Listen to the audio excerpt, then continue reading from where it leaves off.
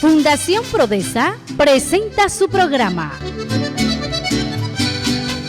Rubén Rivas Rubio, gracias por esta canción que le hiciste a tu pueblo, mi hermano.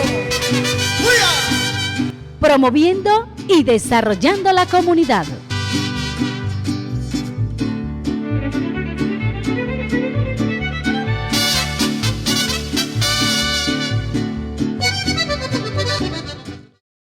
Hola amigos y amigas televidentes, qué alegría estar de nuevo con su programa Prodesa, promoviendo y desarrollando la comunidad.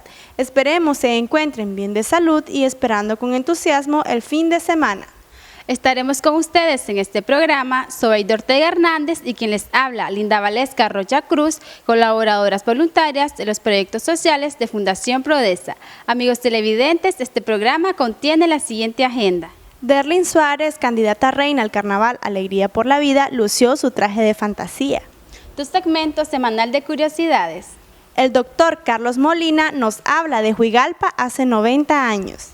Marlon Vargas nos habla un poco de su historia. El videoclip de esta semana. Y tu segmento de deporte.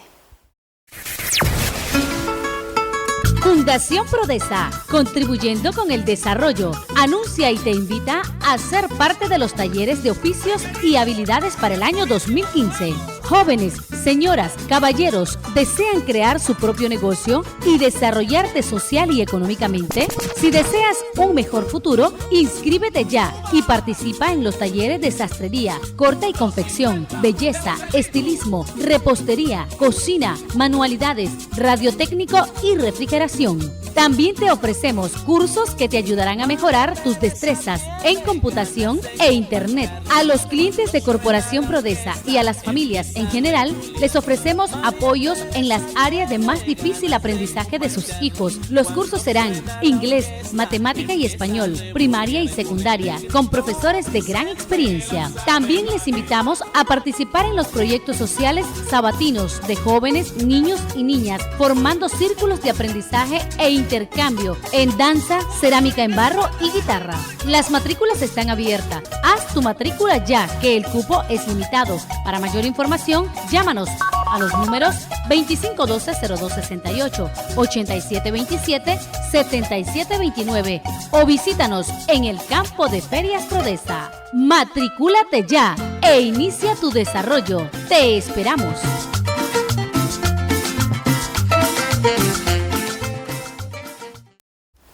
Para iniciar este programa, te presentamos a Derlin Suárez, candidata a reina al Carnaval Alegría por la Vida 2015, en su presentación de traje de fantasía. Asimismo, te invitamos a votar por ella.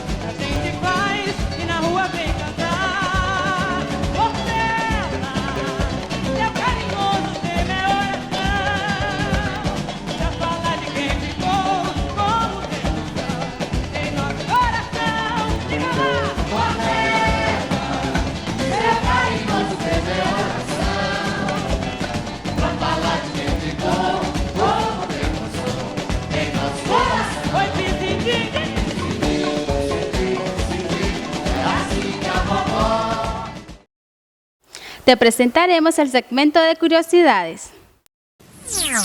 Ya está lista la edición 2013 del libro de los récords Guinness. La nueva versión incluye desde un australiano que tiene el récord por tragar la mayor cantidad de espadas simultáneamente, hasta la mujer más pequeña del mundo que mide solo 62.8 centímetros. Él es Zeus, un gran danés que mide 1 metro con 15 centímetros y puede alcanzar los 2 metros si se para en sus 2 patas. Este caballo es el más grande del mundo, mide 2 metros 10 centímetros. Y este es el toro más pequeño del mundo, mide 76.2 centímetros. El egipcio Mostafa Ismael tiene los bíceps más voluminosos del mundo. Su brazo derecho flexionado mide 63.5 centímetros y el izquierdo 64.77 centímetros. En tanto, sin flexionar, alcanzan los 60.96 centímetros y 62.23 centímetros. Next year is going to be like, I'm waiting to get like to 30 inches. I have my dreams, I said, till I die in the gym. La alemana Bettina Dorfmann tiene el récord de tener la más grande colección de Barbies. Tiene 15.000 muñecas. La japonesa Asako Kanda es la persona con la mayor colección del personaje Hello Kitty. Suma más de 4.591 objetos. 私の友達や家族は最初はこんなに好きなのかって呆れたりもしている人もいたんですけれども、今では本当に大好きだっていうことを理解してくれていて。 La alemana Johanna Quast consiguió el título de la gimnasta más longeva del mundo. Tiene 86 años y aún participa en competencias atléticas para la tercera edad.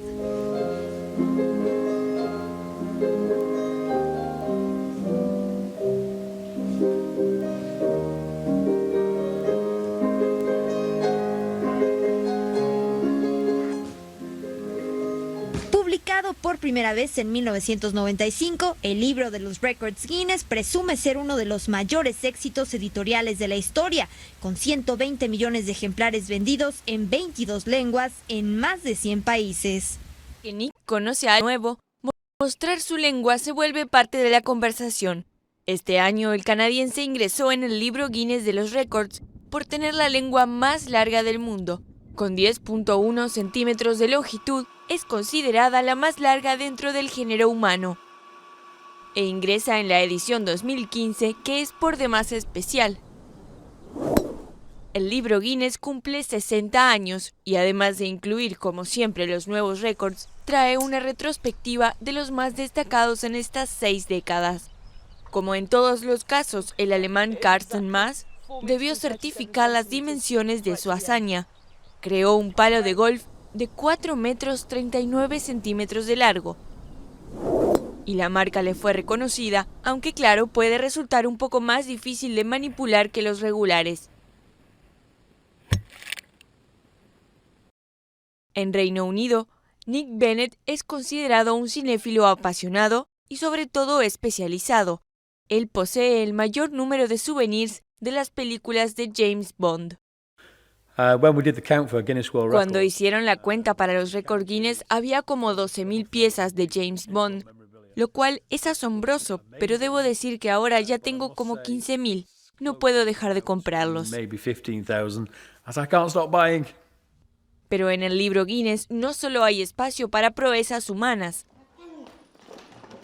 El gato estadounidense Ali pasó a la posteridad por dar un salto de 1,83 m, el más largo de la historia realizado por un felino doméstico. Fanáticos de quienes lo hacen todo por batir marcas y otras excentricidades podrán encontrar la edición aniversario a partir de este miércoles en librerías. El doctor Carlos Molina, ciudadano de la localidad de Huigalpa, nos habla de cómo era Huigalpa en su juventud. Hola amigos televidentes, estamos con don Carlos Molina, ciudadano de la localidad de Huigalpa, primero ciudadano de este municipio. Don Carlos, háblenos un poco de cómo era Huigalpa cuando todavía no existía todo lo que es ahora, la urbanización, la población. Estaba reducido Huigalpa a unas 8 o 10 manzanas. Si tomamos como punto de partida la catedral y buscamos el fin de esa época, 300 metros hacia el norte, hasta ahí llegaba la ciudad, 300 metros. Si buscamos hacia el sur, 200 metros la zapatería de los hermanos Lanza. Y si buscamos hacia el este, llegaba hasta el parque de Palo Solo. Esos eran pues más o menos los linderos de hace desde que yo ya, hablemos pues, de unos 80 años, ¿verdad? Porque ya voy a cumplir 90 ahora en el mes de julio. Con pocas construcciones, había muchos solares vacíos. Incluso había muchos cercos de piedra, hasta casi cerca del parque había solares revestidos o protegidos con cercos de piedra. Yo no sé si vos los conociste, ¿ves?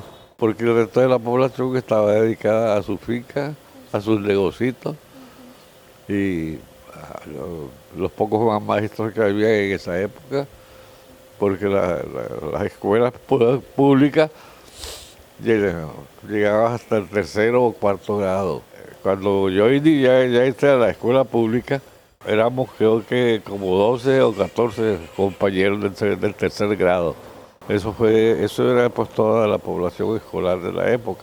Y ahí pues hay que reconocer que la población se ha extendido casi con el esfuerzo propio, sin la participación y sin la ayuda de los gobiernos, solo con el esfuerzo de los ciudadanos de Juigalpa. Se ha logrado situar Juigalpa en la posición que está actualmente. Las ayudas políticas solamente para determinadas personas, pero el resto de la población ha sido muy activa, muy dedicada a la ganadería, y en ese campo se han desarrollado buenas propiedades, buenos ganados. ¿Habían puntos de comercio? ¿Había comercio en aquel tiempo? Muy poco, casi solo pulpería, que llamamos de la época, casi solo pulpería. No habían establecimientos pues, regulares siquiera, solamente citas para comprar el café molido, el azúcar, el pinol, que eran las primeras mercaderías de esa época. Pero ya establecimientos serios no habían. Los establecimientos serios ya se comenzaron ya hace unos 50, 60 años, que ya incluso pues tenían relaciones comerciales con Granada, Managua. Todas las casas que están alrededor del parque, con estilo antiguo, estilo español, ¿verdad? Todas estaban, o son actualmente de corredor hacia el parque. Todos tienen la visibilidad hacia el parque. ¿Y a partir de qué años ya se fueron dando más el comercio, la urbanización? Se inició hace unos 60 años, que ya el comercio en Juigalpa ya se vio, ya salió, ya tuvo cara, ya se conoció, incluso como usted dije, como la carretera hacia el Atlántico, de Managua al Atlántico, que ya pasó por Juigalpa. Entonces las relaciones comerciales ya se extendieron hacia el Atlántico hasta el Rama y aquí hasta Managua. La primera plaza de toros que yo recuerdo era de mi niñez, porque un chaval vago, cuando la fiesta de agosto pasaba por todas partes, fue el parque actual. Y de esa época también ya comenzaron los vicios, ¿verdad? La educación se olvidaba, pero el vicio venía surgiendo. Y torcidamente, ahora en Juigalpa hay mucha corrupción en todos los aspectos. De ahí la barrera me pasó a un espacio de calle que está entre la catedral y la casa cural. Pasó allí, a ese lugar. Después de ahí pasó a donde está el colegio de las monjas, el Regina. Ahí pues todo otro poco de años, que allí ya fue más formal, ya fue de reina, ya hubo un barco grande, que incluso ya que actualmente es mi esposa, ya jalaba con ella y fuimos varias veces a los juegos de toros a subirnos a barcos, que era el primer año que se daba pues, esa situación en Juigalpa. Allí pasó hace varios años la barrera, un poco estrecha ahí entre la espalda de la catedral y las calles y la casa ahí. Ahí estuvo varios años también la jugadera de toro. Y por último, ya se citó aquí para Juigalpa, aquí donde está actualmente. Ya tiene como unos 30, 40 años estar aquí en Pueblo Nuevo. Como no había servicio público en el agua, ¿verdad? Entonces la gente generalmente se servía por su propia cuenta. En muchas casas había pozos que eran muy buenas para producir agua, buena fuente. Y esas casas abastecían a otras que la gente jalaba en cantaritos de barro. En los cuadrines se las ponían y ahí iban a los pozos de los vecinos y esos regalaban el agua, no la vendían. Por ejemplo, ahí nomás, en el otro patio de aquí, allí hay un buen pozo que fue de los primeros pues, que se hicieron en Juigalpa. Y donde está ahora el Telcores allí. Sí, allí había otro pozo formidable que mi papá tenía casa al frente de esa casa donde había el pozo. Y nosotros, muchachos, ahí nomás las jalábamos en cántaros para abastecer las casas, cántaros de barro, unos cantaritos de barro. Después de ese sistema se creó el sistema de pipas. Entonces eran 2 tanques de estos corrientes, ¿verdad? Jalados por una yunta de bueyes, o sea, 2 bueyes. El primero que hizo ese sistema de abastecer agua fue mi papá, que se llamó Santiago Molina. Él fue el que hizo la primera pipa para vender, ya él la vendía, si no la regalaba. Comenzaban a vender el agua a las 3 de la mañana a los vendedores, que eran trabajadores de mi papá. Esos a las 3, 4 de la mañana ya andaban en las calles gritando, el agua, el agua, el agua. Entonces la gente ya corría las puertas, abría sus puertas y la gente ya entraba a dejar el agua. Muchos años después, porque ya se creó el sistema de abastecimiento público. Para ir a la capital, el transporte se hacía de Juigalpa por Granada, por muchos años. Yo cuando era estudiante, eso hacía ese viaje. Salíamos con mi papá a medianoche de aquí a caballo hacia Puerto Díaz. Salíamos a las 2 de la mañana, a la 1 y llegábamos amaneciendo a esperar por Victoria que vendía en San Carlos recorriendo todos los puertos del sur. Pero quien trajo el primer vehículo a Juigalpa se llamó Juan Fernández, un señor que era de Corinto, según decía, y se vino a vivir aquí a Juigalpa. Allí en la otra calle vivió contigua a la casa de mi papá. Yo lo conocí muy bien porque fuimos vecinos. Juan Fernández, un señor alto, moreno, vino por Puerto Díaz. En el vapor, sí, allá en Granada lo montaron, llegó a Puerto Díaz y desde Puerto Díaz vino ya el señor pues lo trajo, don Juan Fernández. En camino, solamente en la carretera para Puerto Díaz podía caminar en carro, viajar en carro. Pues si no era a caballo, a pie o en carreta.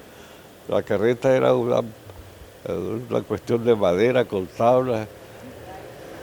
Sí, y jalada por 2 o por 4 bueyes, que se le llamaba.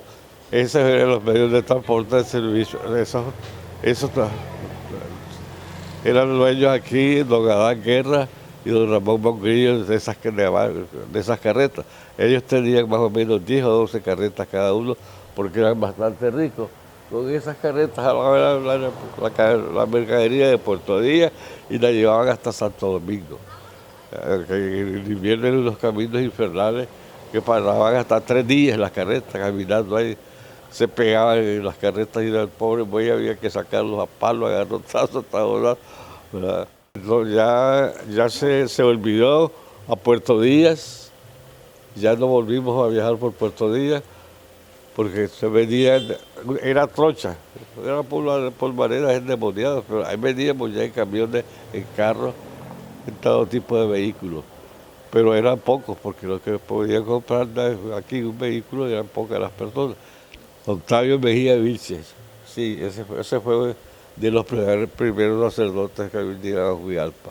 Él era de Estelí, pero ordenado sacerdote, se estableció aquí en Juigalpa por mucho tiempo, por muchos años, Octavio Mejía Vilche se llamó él. La catedral siempre, ya cuando usted nació ya estaba hecha. Que iba a ser una iglesia preciosa, con estilo español, como creo que ya Tomás todavía no la han tocado esa iglesia, está íntegra, con estilo español, pues precioso. Pero aquí vino un loco cura que se llamaba Francisco Romero y comenzó a demoler la iglesia vieja.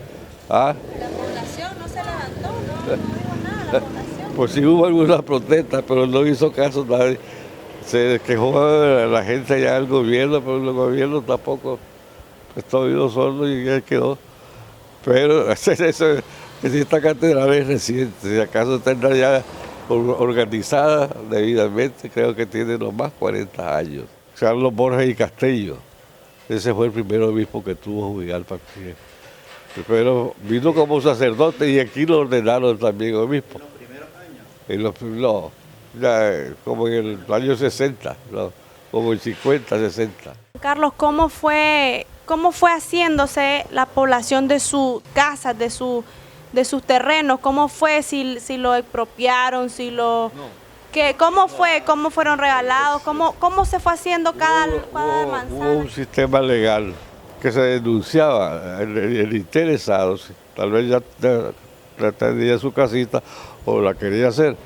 Había una ley, una ley municipal, un decreto municipal o acuerdo municipal que se solicitaba a la alcaldía, el solar.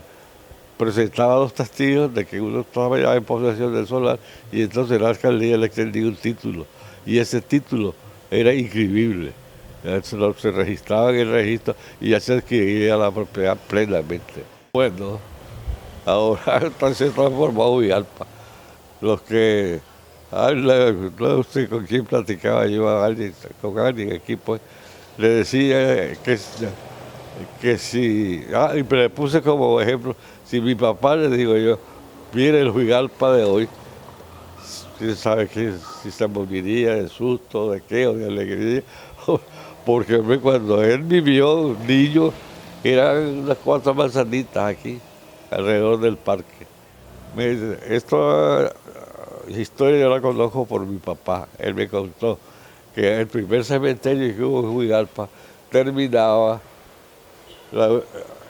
propiamente el cementerio estaba ubicado en la manzana, exactamente, no amor, en la Casa Bravo, ahí era, la Casa Bravo. Ahí comenzaba el cementerio, en esa manzana. Ahí comenzaba, y ese fue el primer cementerio. Cuando ya se llenó ahí, vino para acá y ya quedó establecida. Ahí está. Ya le dicen que ya están tratando de ampliarla hacia allá arriba en las lomas porque ya no hay espacio. Sí, ya pues los que queramos vivir allí después de la muerte, ya no hay el espacio, tendríamos que ir a buscar. Exactamente.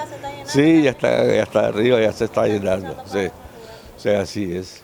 Bueno, pues don Carlos Molina, muchísimas gracias por la entrevista. El licenciado Marlon Vargas, historiador de la ciudad de Juigalpa, nos da datos específicos de la formación de nuestro municipio. Amigos televidentes, estamos con don Marlon Vargas, nuestro historiador, pudiéramos decir nosotros aquí en el área de comunicación de Fundación Prodesa. Marlon, siguiendo con el tema de nuestra ciudad, Juigalpa, queremos saber algunos datos históricos, complementar más de lo que nos dijo don Carlos Molina, ya saber un poco más. Gracias, Oveida, nuevamente por la oportunidad brindada de poder compartir algunos datos sobre la historia de Juigalpa. Y hablando del tema, déjame contarte, por ejemplo, que para los años 1608 o inicio de los años 1600, Juigalpa pertenecía en esa época al corregimiento de Sébaco y Matagalpa. Recordad que en esa época el inicio de la colonización española en nuestro país estaba empezando. Y hay otros datos a lo largo de la historia que realmente son interesantes mencionarlos y citarlos, que tienen que ver con la historia de Juigalpa, nuestra ciudad.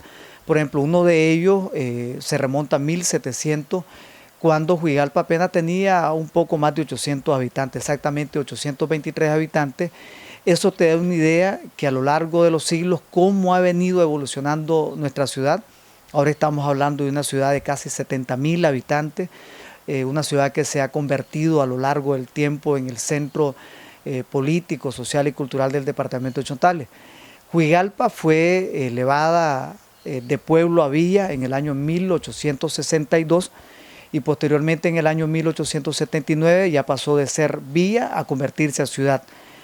Hay otros datos muy interesantes también en la historia de Juigalpa y es, por ejemplo, en el año de 1865 el entonces gobierno de Nicaragua nombra por primera vez a Juigalpa como la cabecera del departamento de Chontales en sustitución del municipio de Acoyapa. Posteriormente, ahí hay una etapa histórica muy interesante, la cabecera retorna nuevamente a Acoyapa, pero es hasta el año de 1879 cuando Juigalpa es nombrada definitivamente como la cabecera departamental de Chontales, exactamente en el año 1879. A raíz de eso, Juigalpa ha tenido una evolución y un desarrollo realmente destacado en todas las esferas sociales. La cultura chontaleña ha estado muy ligada al desarrollo sociocultural de Juigalpa. Juigalpa también se ha convertido en el principal centro comercial del departamento de Chontales y hoy por hoy hemos visto cómo Juigalpa viene desarrollando en todos los aspectos. A nivel urbanístico es una ciudad muy grande ya, con una cantidad de barrios considerable, con instituciones muy importantes, y eso te da una idea de la importancia que tiene nuestra ciudad para el departamento de Chontales. Por ejemplo, Juigalpa estaba entre la vía de transporte o de caminos en siglos pasados que conectaba a los pueblos de Santo Domingo, La Libertad, con algunos puertos que estaban en la costa del Gran Lago de Nicaragua, como San Ubaldo, Puerto Día, que anteriormente se le llamó el puerto de Guapinolapa, y un puerto también olvidado que era el puerto de Buenavista, que estaba en la hacienda Santa Clara. Pero estos puntos comenzaron a decaer, pero no significó el decaimiento de Juigalpa, debido a la construcción de la carretera que conectó Managua con el Rama, la famosa carretera Roosevelt en la década de los 50. Esto significó un importante empuje para el desarrollo de Juigalpa. Recordad que ya había una comunicación mucho más fluida con las ciudades del Pacífico, que en esa época representaba toda la mayor importancia para Nicaragua en cuanto a sociedad y economía se refería. Pero también hay que revisar, por ejemplo, el cambio en cuanto al suministro de agua en Juigalpa. Recordad que en décadas pasadas el agua se suministraba a través de los famosos piperos. Después se construyó el primer acueducto en Juigalpa que venía desde la Chompipera, y lógicamente una obra moderna que ayudó mucho al desarrollo de nuestro pueblo es el proyecto de agua que permitió traer el suministro desde el Gran Lago de Nicaragua, un proyecto enorme con 30 kilómetros de tubería desde el Gran Lago de Nicaragua para Juigalpa. Esos son algunos puntos importantes que tienen que ver con el desarrollo de nuestra ciudad. ¿Qué significa para la población esa venida de la luz? ¿Cuáles fueron esos distintos pasos que se dieron para llegar a tener luz eléctrica? Palabras sencillas, podemos remontarnos a siglos pasados, cuando los hogares en Juigalpa se iluminaban con toscos y sencillos candiles. Posteriormente, las calles de nuestra ciudad eran iluminadas con faroles encendidas a mano. Se andaba un operario por las calles de Juigalpa encendiendo los faroles hace varias décadas, inicios del siglo pasado.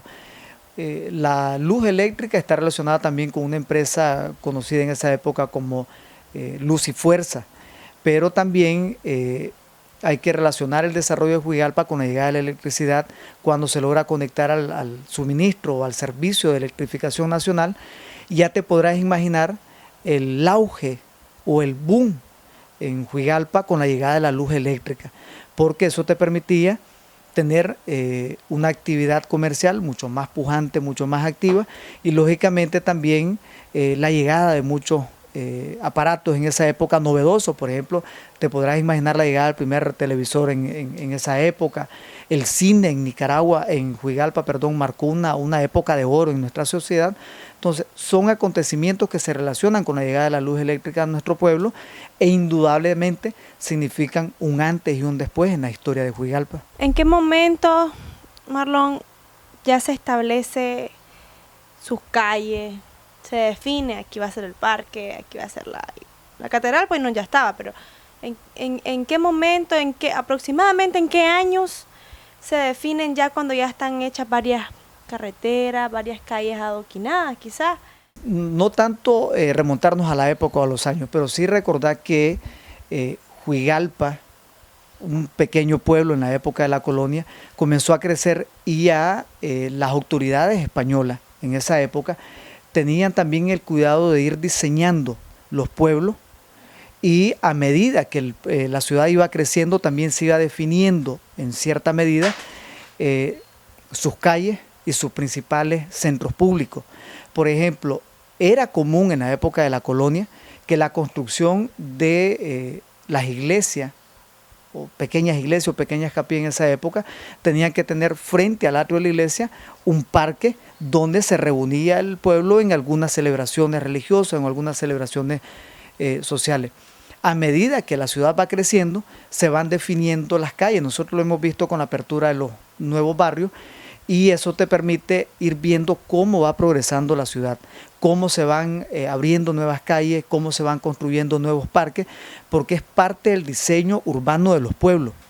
O sea, no te puedo decir en tal época se diseñó una calle, porque esto viene de la mano con el crecimiento urbano y poblacional del pueblo. Por ejemplo, en el siglo pasado, Juigalpa era una ciudad de pocos miles de habitantes. Comparado ahora con una ciudad de cerca de 70.000 habitantes, ya te podrás imaginar el trabajo que también tienen las autoridades municipales para ir diseñando el nuevo modelo urbanístico del pueblo, y eso tiene que ver con las calles, con los parques y con toda la infraestructura urbana del pueblo.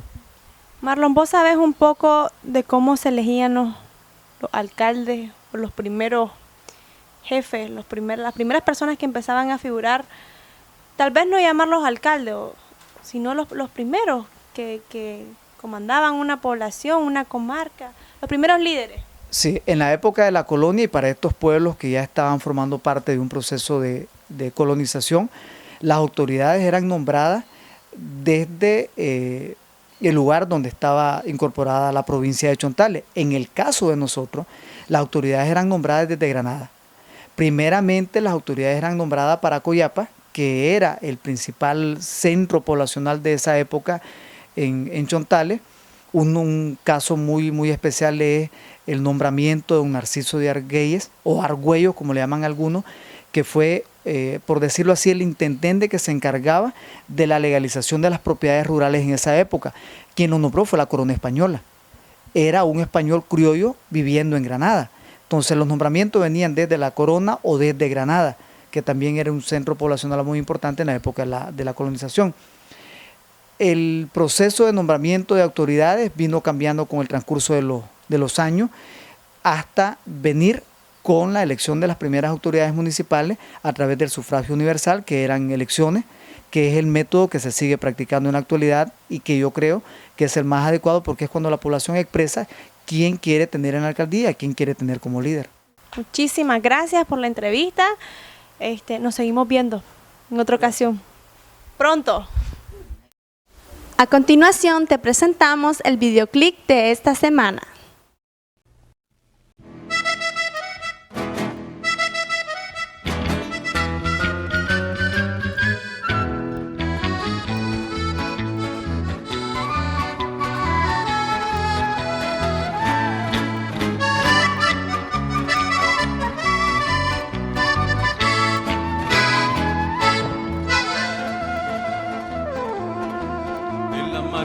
De chavalos de la Tirsa, este tal Quincho se la gana a los demás. Con sus 10 años no cumplidos todavía, es hombre serio como pocos en su edad. Mientras su mamá se penquella en la rebusca, Quincho se faja como todo un tayacán. Mañana y tarde vende bolis en los buses, para que puedan sus hermanos estudiar. ¡Que viva Quincho, Quincho Barrilete, héroe infantil de mi ciudad! ¡Que vivan todos los chavalos de mi tierra, ejemplo vivo de pobreza y dignidad! ¡Que viva Quincho, Quincho Barrilete, su su nombre no se olvidará, porque en las calles, plazas, parques y barriadas el pueblo lo repetirá. Joaquín Carmelo vino a ser solo un membrete que le pusieron en la pila bautismal, pero su nombre de combate es Barrilete, le cae al pelo con su personalidad. Allá en el López vive desde el terremoto, hacer lechuzas este Quincho es un campeón, por un chelín te hace un cometa prodigioso, para ponerle un telegrama al colochón. Que viva Quincho, Quincho Barrilete, héroe infantil de mi ciudad. Que vivan todos los chavalos de mi tierra, ejemplo vivo de pobreza y dignidad. Que viva Quincho, Quincho Barrilete, su nombre no se olvidará, porque en las calles, plazas, parques y barriadas el pueblo lo repetirá. La la la la la la la la la la la la la la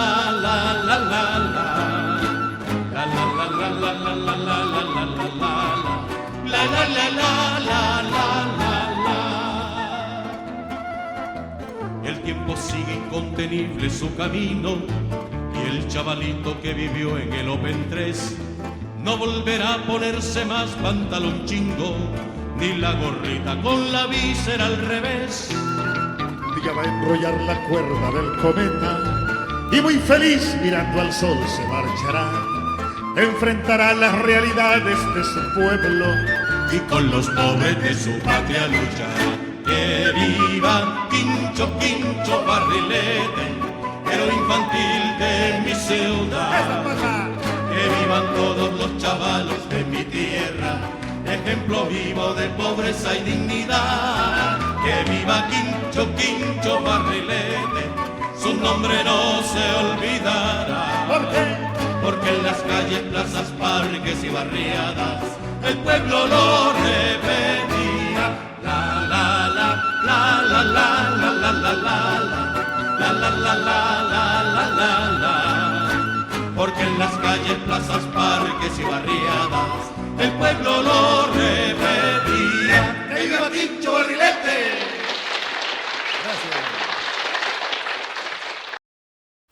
Los dejamos con el licenciado Raimundo Solís y su segmento deportivo.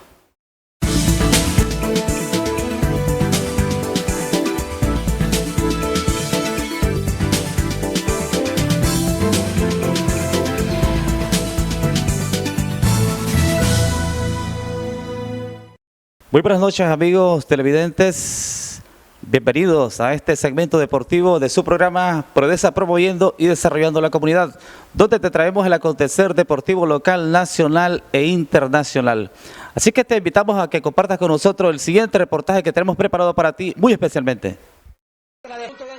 El azul y blanco mejoró 31 puestos del ranking de la FIFA. Hace algunos días se dio a conocer el ranking de la FIFA, donde la selección de Nicaragua de fútbol mejoró 31 puestos al aparecer en el 154 de este mes de abril. La victoria 5-0 y 3-0 ante Surinam en la primera fase de las eliminatorias para la Copa del Mundo Rusia 2018 hizo posible mejorar en el ranking de un total de 209 selecciones. Nicaragua aparece también en el puesto 22 del área de la CONCACAF, de un total de 35 selecciones que conforman el área. Nicaragua aparece encima de selecciones como Guyana, Indonesia, Belice, Puerto Rico, Surinam, quien está en el puesto 169 y rival de los pinoleros en la segunda fase de las eliminatorias mundialistas, Dominica, Caicos, San Marino y Anguila, que es última en el ranking en el puesto 209.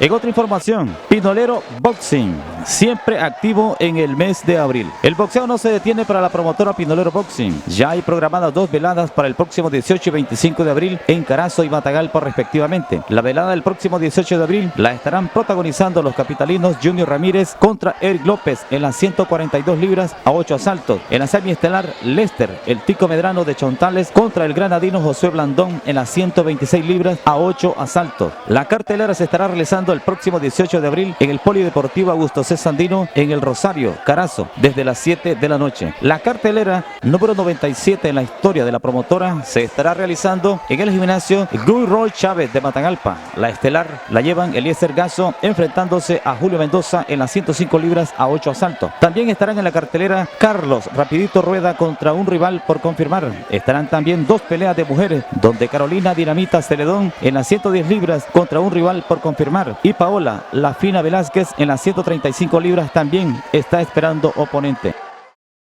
En otra información, hablando del béisbol nicaragüense en el Germán Pomares Ordóñez, el chontaleño José David Rugama y el costeño Campbell, sin duda los más valiosos actualmente en el Germán Pomares Ordóñez. Se dio a conocer a los peloteros más destacados del mes de marzo en el Campeonato Nacional de Béisbol de Primera División Germán Pomares. El lanzador derecho de los Toros de Chontales, José David Rugama, y el bateador costeño Darrell Campbell. A la ofensiva, Campbell batió 559 puntos en marzo, conectó 19 imparables en 34 turnos con 5 dobles, 3 cuadrangulares, 13 carreras empujadas y 6 anotadas. Nadie estuvo por encima del costeño. Rugama, lanzador derecho de los Toros de Chontales, no permitió carreras en 22 episodios de labor en el mes evaluado. Ponchó a 21, 3 bases por bola y ganó 3 partidos, 2 por blanqueada. En marzo lanzó 23 episodios sin permitir carrera. Rugama se mostró inmenso en el estadio Carlos Guerras Colindres de Huigalpa en el mes de abril, frente al equipo de Nueva Segovia. Su dominio de la zona de strike y su temple en el montículo lo convirtió en el nuevo rey de los lanzadores que no permiten carreras, lo cual superó la racha de 43 innings y un tercio que tenía Sergio Lacayo desde 1971 sin permitir carrera. El derecho chontaleño, oriundo de Acoyapa, es el nuevo rey de esta marca del picheo nicaragüense.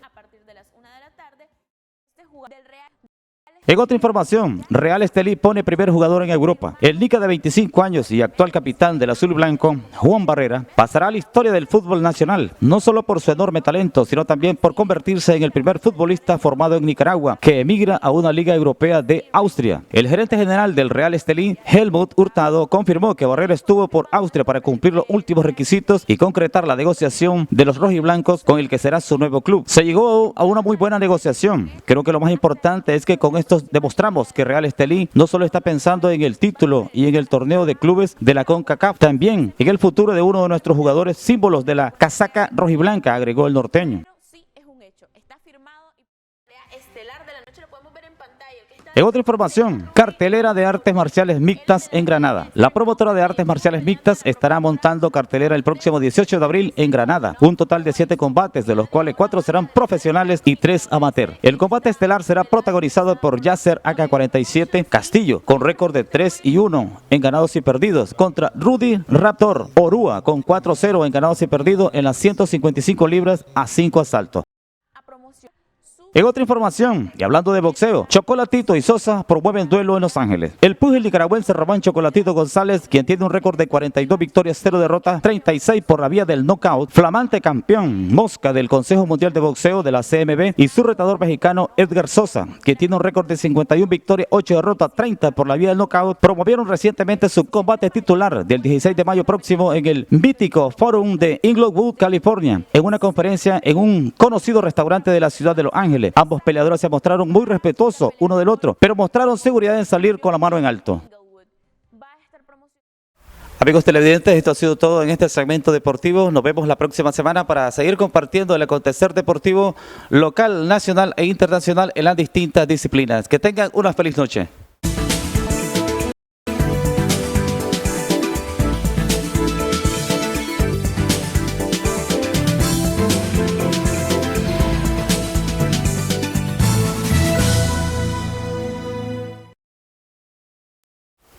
Arriesgarse es perder un poco, pero no arriesgarse es perderlo todo. Cada virtud necesita un hombre, pero la amistad necesita 2. Amigos televidentes, ha sido todo en este programa. Esperamos este haya sido del provecho en sus hogares. Nos vemos la próxima semana con una nueva edición. Y recuerda seguirnos en Facebook y YouTube como Fundación Prodesa, todos los viernes a las 6 p.m. en Canal 20 y los lunes a las 8:30 de la noche.